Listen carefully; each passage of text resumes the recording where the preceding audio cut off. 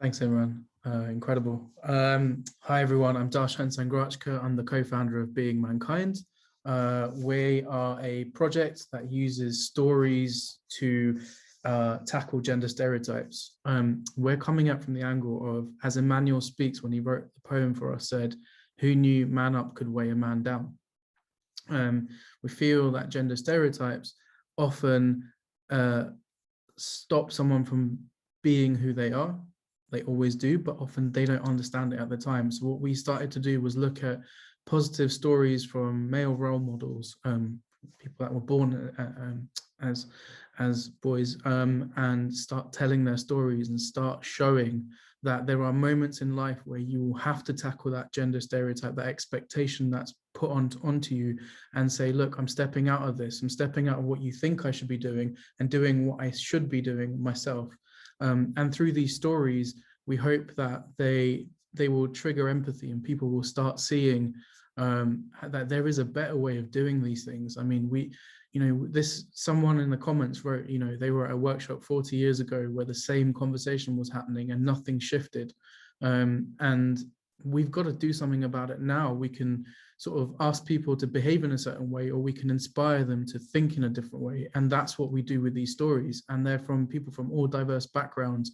And what we do with them is that we take them into schools and we have a free educational program. And through a program that teachers can just plug and play. And currently there's hundreds of schools up and down the country who have our books. For every book you buy, we give one away to the school, and it funds our educational program. So that's all free. It goes to the school.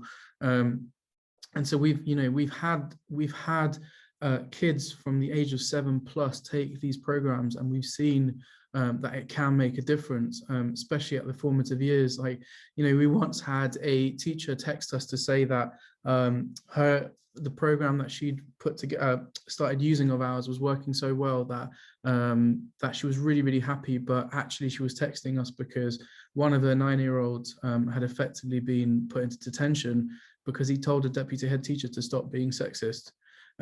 Because the deputy head teacher had sort of said to some girls that when they grow up, they could be great hairdressers and great makeup artists and stuff like that.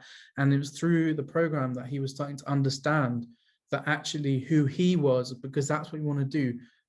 Who knew man up could weigh a man down, is get rid of terms like that and start getting boys to understand who they are, who people around them are, and through these stories start to explore topics that we just never give kids a chance to explore at a young age.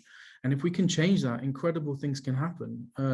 And that happens right from the beginning, whether you've got a child who's seeing things at home. How does that child navigate life? What are the norms that they fit within, that they work within? Now they hear these stories and these things, and those stories create empathy, and those empathy creates exploration of thought. Those exploration of thought create conversations, they create relationships, they create much better conversations at an earlier age. And that's what we've seen happen. And not just at school, we've seen it happen with adults in companies that have used our stories, etc. Instead of having, because they've seen that men don't turn up to gender diversity events and stuff. So they're like, okay, well, and sometimes, I always sort of talk about having to, not anymore, but having to pretend to like football. I'm not really a massive fan, but sometimes you're kind of forced to be like, how was the big game? Yeah, it was great. Really, really good. And then you're just sort of like Googling things to talk about. You don't need to do that. So our work isn't about preaching of how to behave.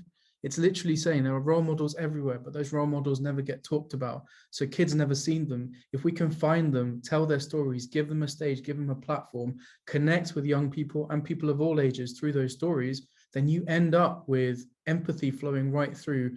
And it goes back to some of the other speakers, like, how do we deal with this? How do we talk about it? How, as a bystander, do you intervene? How do you have the courage to know yourself enough to step up and say something? All those things require us to strengthen kids into being humans and not boys and girls and so on and so forth. It's just be yourself, be a human. And that's what we're trying to do. So as I said, go and explore our work on beingmankind.org.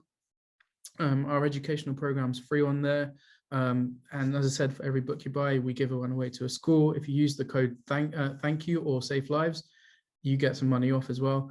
But please do read our stories, because they do help people think things through in ways that they never get a chance to, because we are mainly the sum of the people around us. And if there's not enough people around us that are different and diverse, we can't explore things. So please do share the stories. Thank you very much.